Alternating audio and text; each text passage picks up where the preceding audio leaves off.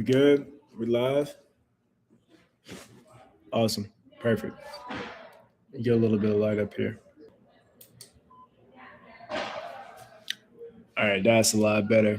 What's up, y'all? Hope all is well with all of you. I wanted to jump on and do a quick video when my daughter is in class.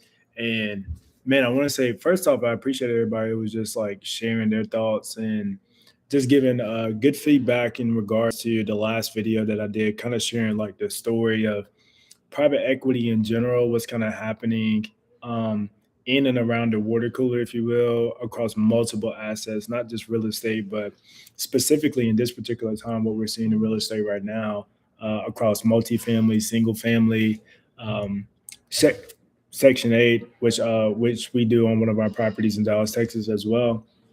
But I want to jump on here for like a quick 10 minutes and just rap with y'all about becoming the GP, like becoming a GP. So when a traditional private equity structure, whether you're 506B or 506C, your GP is your captain of the ship, man. He's your captain of the ship. That is your general partner.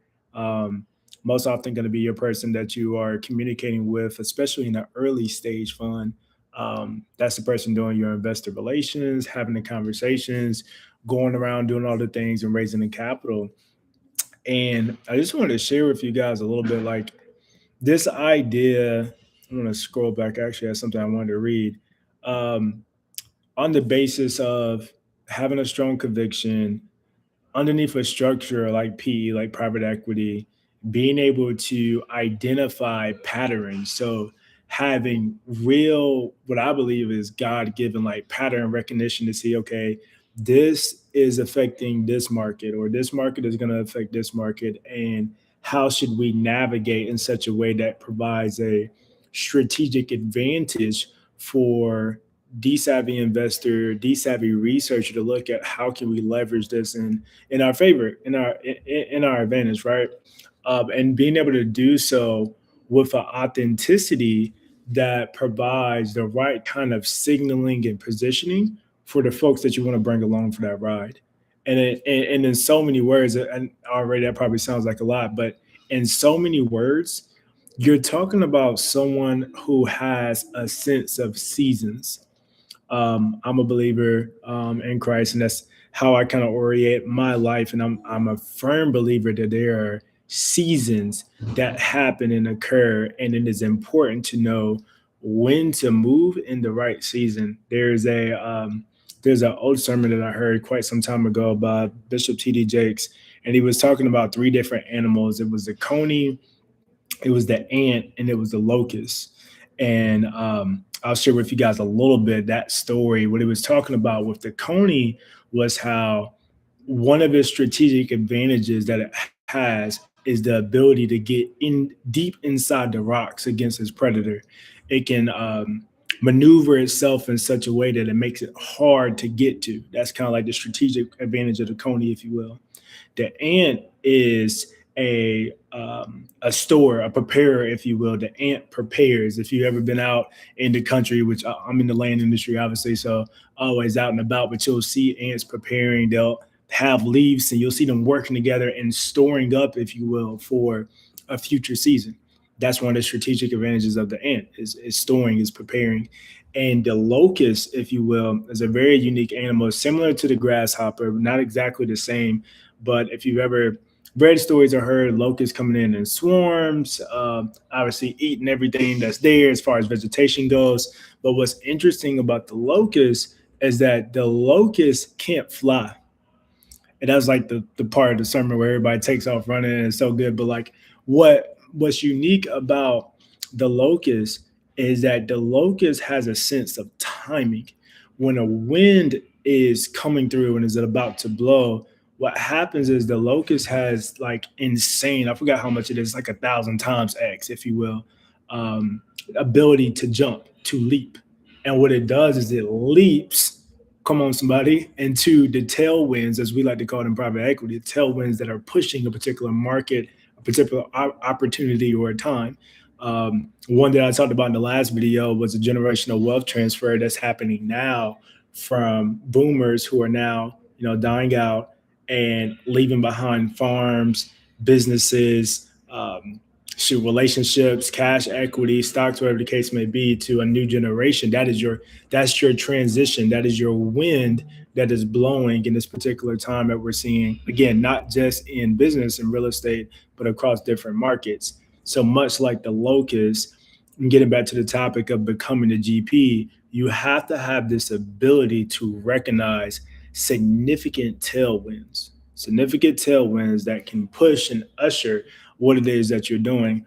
And again, as a firm believer in my faith, um, I believe that if you orient yourself vertically correct, your faith, your family, your priorities, your character, what it is that you're doing, getting ahead of these tailwinds can only push you further along in what your purpose actually is.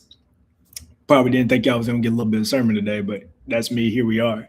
Right. So when I'm on the topic of saying you are becoming the GP, it's saying that there are tools and attributes. Again, Yale can't teach it, Duke, Harvard can't teach it. There are certain things that are just vital to your ability to steward, because that's what you are at the basis. You are a steward of this capital, you are a steward of these relationships, you are a steward of this property, this opportunity, whatever it is that you guys are working on.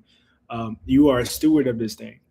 And there are different seasons in preparation, different conversations, your reps that you go through that are forging you to be that individual who knows how to navigate those different storms, right? Like there's a popular motivational quote that says, a skilled seller was never made by easy waters, or something like that. It's like a skilled seller was never created through easy waters. And bro, that's just so true, right? Like you can have one thing that's happening and operating in a particular market, let's say in the US, or you say the Carolinas, where we're based right now, Charlotte, North Carolina. um, and a totally different thing is happening, same industry, in Dallas, for example, another market that we operate in, right? So you have to match in symmetry the right individuals who are looking, whether it's, hey man, I'm looking for cash flow right now. I just had a big liquidity event.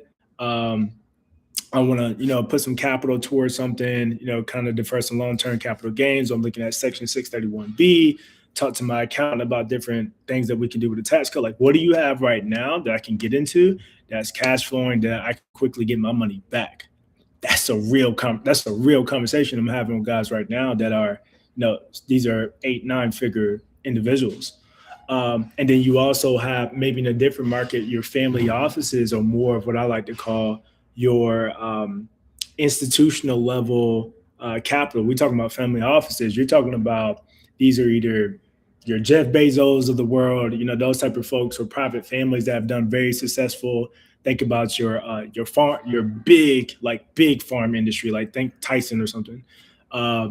You have your family offices who, in some cases, do actually allocate 5 to 10% of their wealth to real assets, whether that be farmland, timber, minerals, oil and gas, whatever the case may be. What are they interested in? Because their exit, if you will, that they're interested in and return on their capital, that horizon may be significantly longer than the guy who just became a millionaire in recent years, and again, or over a liquidity event, whatever the case may be, and is now trying to look to allocate capital to more aggressive opportunities. Again, taking it back, as a GP, your job is to find the right opportunity and match it to the right investor group, individual, family office, whatever the case may be. And I think early on in the game, that was something that I would say I definitely didn't completely understand. I just thought all rich guys kind of fit into one category. And listen, in full transparency, most folks don't talk about this. Like, it at scale, um, for folks who maybe didn't grow up, again, in high net worth homes, or grew up around ultra high net worth individuals in their family or college or institution, whatever the case may be.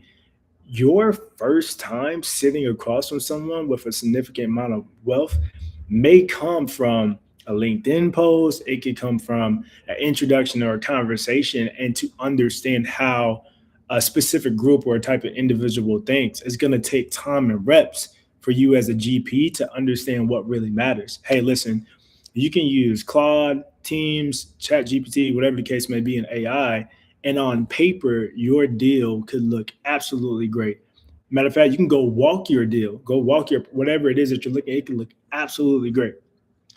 But if it does not match the interests of a group, individual, office, whatever the case may be, who has either A, invested in multiple deals throughout their lifetime or whatever the case may be, or somebody's specific interest at that particular time, you might have a deal, but you might not have a deal for them. And then I've had it, man. I've had it where I had an opportunity. One of my mentors is an absolute blessing. Put me in front of a guy, um, ultra high net worth individual. We were able to have a call and a conversation, and was it both uh, private landowner, thousands of acres in South Carolina, um, very successful poultry industry. So they raised chickens and did other great things in that arena. Had an opportunity to sit down with him and talk about a particular property, what we're looking at doing, man. And it was very similar to something that he was interested in doing on a few tracts of land, a couple of thousands of acres at a larger scale, the same way. And man, this guy, super smart, finance, just was able to pick that thing apart and bring out so many things that real world application and active looking at things at that scale, he was able to see that I didn't per se see initially sitting down to that conversation. Now, the benefit of it was I wasn't wrong. And it was so great for him to tell me, like, no, like the way that you're looking at this is completely right. The timing of this thing, I'm getting back to that, y'all. I can't stress that enough. Timing and seasons. The timing of how you would do it may not be best suited for an opportunity we're interested in right now because of cash flow. So, how would you work this thing? There's more than one way to skin a cat, Kobe. And that's what he kind of went into.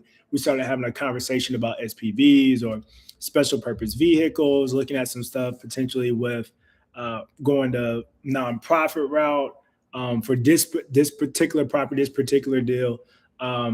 That was in an area with low development over the last 10 years, and looking at some conservation angle stuff with it.